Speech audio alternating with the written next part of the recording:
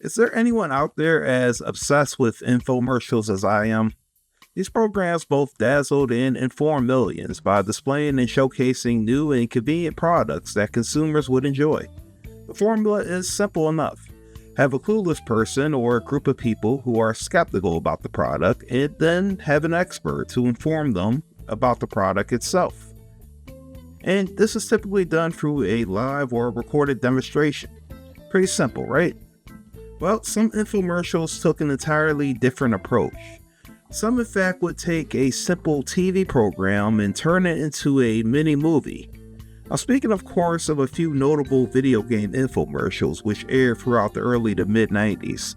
That's right, as if video game commercials in the 90s weren't crazy enough, these programs borderline on the absolute ridiculous to just the straight up cringy. In this video, we look back and break down some of the most craziest video game infomercials of the 90s. The first infomercial we have is the Atari Jaguar infomercial 1995.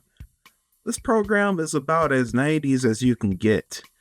It centers around a creepy guy by the name of Jack who teleports a unsuspecting dupe Bob to an underground fortress where he is forced to play Atari Jaguar games. Every great story has a great beginning, and this story, our story, begins with this. The Atari Jaguar system, and a guy named Bob. Tonight I'm going to show him something that'll send him racing up one side of Nirvana and back down the slopes to Shangri-La. Meanwhile, in between playing the Jaguar, we're constantly being told of the console's impressive 64-bit graphics. It's time you grew up, got out, upgraded. You know why the video game you were playing tonight sucked, huh? Because it was old technology, Bob. It was a 16-bit system. So do the math with me, Bob. If I offered you a 32-bit system, that would be a good thing, wouldn't it? Yeah, I guess. If I then showed you a 64-bit system, something with more power and better graphics, that would even be a better thing now, wouldn't it? Yeah, 64 would probably be better. This is the Atari Jaguar, Bob. We're talking the next generation of video games. There's 64 bits of raw gaming power, CD quality stereo sound, and state-of-the-art graphics that blows your old system away. You certainly don't want to plunk down $300 or $400 on a new game system that only gives you 32 bits of power when you can get the 64-bit Atari Jaguar for half the cost. Let's take your clothes, for example, shall we? This is you at 16 bits. This is you at 64 bits. Rather than actually explaining what makes the console a 64-bit system, we're just told that because it's a 64-bit console, it must be better than your older console, right? This ad was made in 1995, around 2 years after the Jaguar hit the shelves. By this point, the console had only sold around 100,000 units, which was not good in comparison with other console sales at the time. Basically, this infomercial serves as an example of the things a company will do to sell what is considered to be a failing product. Yet, so instead of explaining the hardware or terrible design of the controller, we just get a few dumb metaphors which further exaggerate the claim of 64-bit graphics. We also don't see any actual legitimate gameplay footage in any of the segments where the Jaguar is being presented to the public. That's another thing that really annoys me about this ad. Would it really have been that difficult to just record someone playing the freaking system? No, instead you just hire a bunch of jag-offs to stand around a very ugly Atari Jaguar kiosk. And when interviewing these said jag-offs, well, they really give us no insight on how the games actually run. They just pretty much repeat the same thing the host says time in and time out. You got no time to be messing around with one of those wimpy 16-bit systems, right? Exactly. What's your favorite thing about the Jaguar system? It's the graphics. It sounds great. It sounds authentic. Just sitting back there and shooting Jays all day and reining them up high and having them switch down. Swoosh! Another thing that really annoys me about this ad is this girl, Christy. She constantly shows up in random outfits and beats Bob in a few games and just rubs it in. These outfits she wears, I guess they're supposed to be connected with whatever game they're playing, but honestly, most of them are just stupid. It would be easy to assume that Atari just added a hot chick in order to sell more consoles, but her presence doesn't really serve any purpose. She just repeats the same crap over and over again as the host. I guess I did like it when she nearly killed Bob for beating her in a video game. But honestly, she only just adds to the stupidity of the metaphors being used. CD quality stereo sound, a 17-button game controller in your hand. Yeah. It gives you 64 bits of raw gaming power at half the cost. Yeah. Do the math, Bob. You'll remember that, won't you, Bob? Yeah, I'll remember. Then you'll also remember this. That was a 64-bit kiss. Powerful and good enough to last a long time. Thanks, Bob.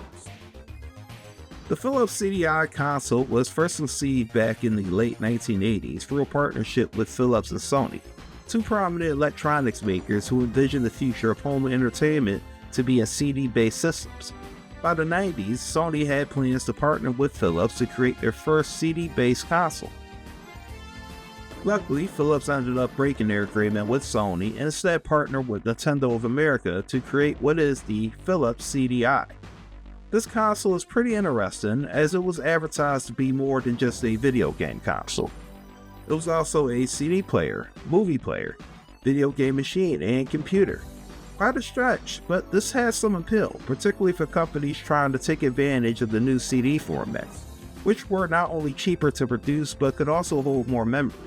The Philips CDI was touted as the video game console which the whole family could enjoy, and not just kids. With that said, the games, if you could call them, were little more than interactive movies or trivial click games. Of course, that didn't stop Philips from making this machine seem like the next generation of home entertainment. Our next ad is A Day with Sid, Ed, and CDI. My man Sid here enjoys showing up to your home and installing a Philips CDI in a blink of an eye. As a CDI salesman, he knows all about the system. And while he can't fix anything like your computer, your TV, your VCR, or any other electronic device you might have, he's still able to recommend and force you to buy what is a $500 console. I'm sorry, 8 easy payments of $62.50. The program is divided into 3 segments. In each of these segments, Sid arrives at each home and is somehow able to set up a CDI within seconds.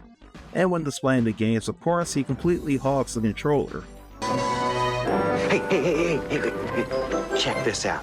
Once you've clocked in your time card, you're free to roam the plant, trying everything from creating your own colors in the custom crayon department to fixing the factory's machines. Might I add, it's a great interactive way to teach problem solving. All while overhyping what would be considered a fairly mediocre to bad game. Here it is. Chaos Control. Yeah. Strap in, boys. You're outnumbered 5-1 by these planetary probe-stealing, Earth-marauding, we'll blow you to smithereens without blinking alien. And while you're up here furiously fighting across the deck of the Keshron mothership, they've got stragglers screaming through the solar system, annihilating anything that moves. So you're up here whipping around, picking off those barbarians left and right. Palm Springs Golf. Check it out. The entire game is played against real footage from 18 of the most recognized holes in Palm Springs. Every shot is recreated to the smallest detail. Hook it, and you're in the rough. Too far, you're in the traps. Slice it, and you're swimming. Nevertheless, the biggest... And meanwhile, the person's broken appliance remains broken and unusable. Can we just talk a little bit about how ridiculous some of these segments really are? Particularly in this scene where this little kid is able to press just one button, and somehow he manages to erase the entire hard disk of the computer. Anyway, I don't know why they needed to call Ed the repairman. The computer wasn't broken, its hard drive was erased. I especially love it when this computer flashes red like it's gonna explode. And how about this scene where this absolute dumbass jamming out the music ends up tripping over a cord and breaks the kid's Sega Genesis? And the asshole doesn't even apologize. Speaking of rude behavior, what's with Sid constantly ripping the controller out of someone's hands? Honestly, I do like this ad. It was pretty wholesome and did show some legitimate gameplay.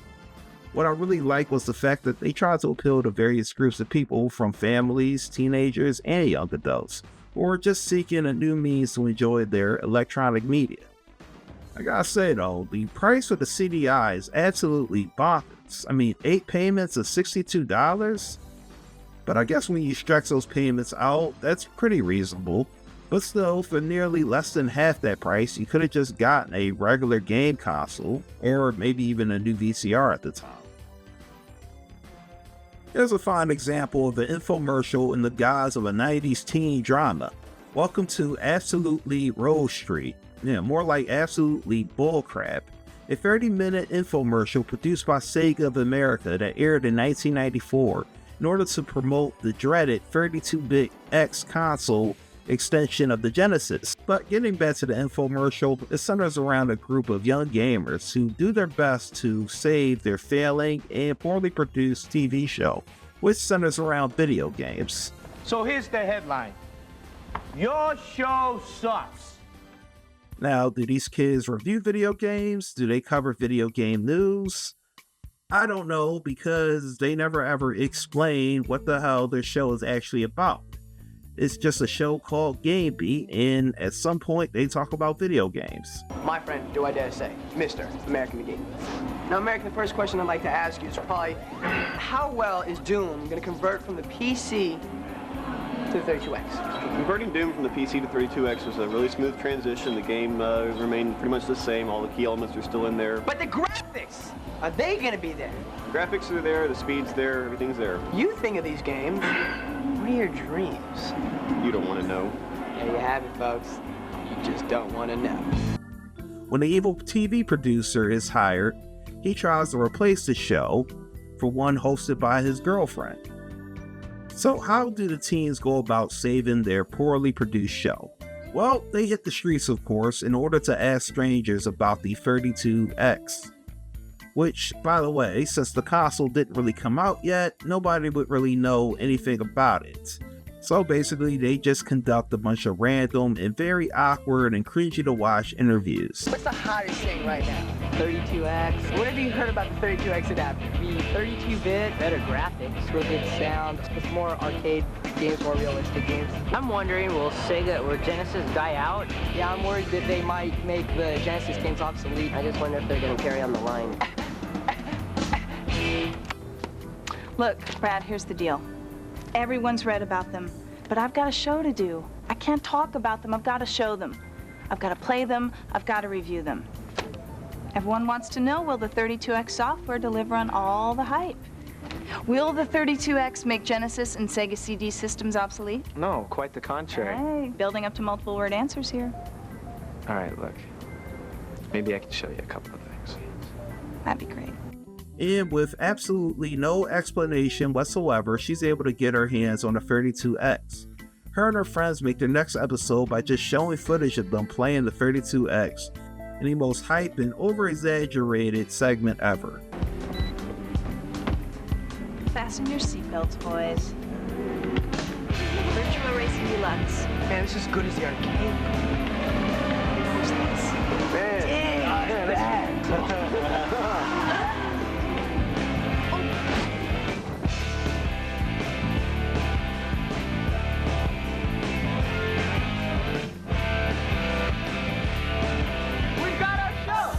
We're gonna bum away. Is this the best you can do?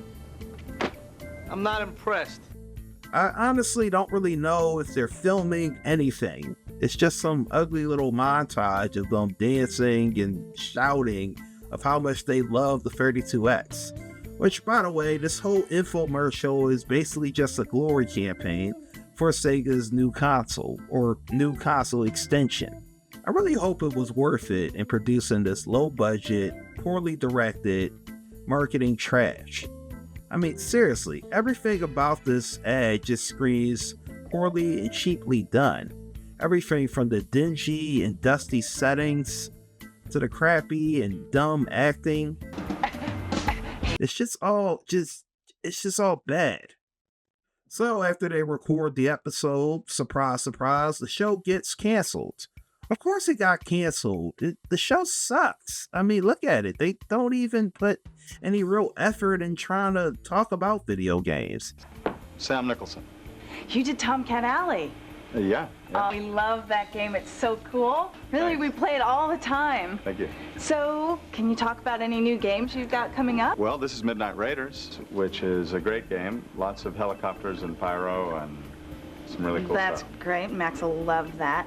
Now, how does the 32X affect live-action CD games? Well, the 32X is great. It makes it more like film.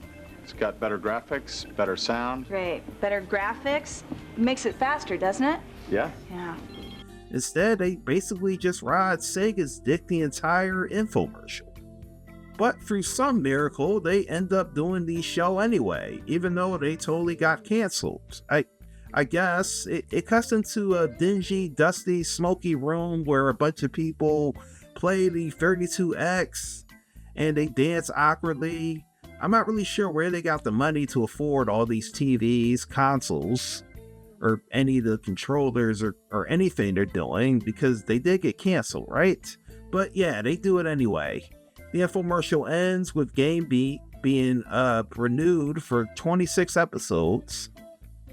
And I just don't really know what to say about this one. It definitely stands out compared to the other infomercials I've seen over the years, but it doesn't really give us many details about the 32X besides the usual marketing terms. The entire story for the infomercial is ambitious, but it's just sort of thrown together and not really given any major direction.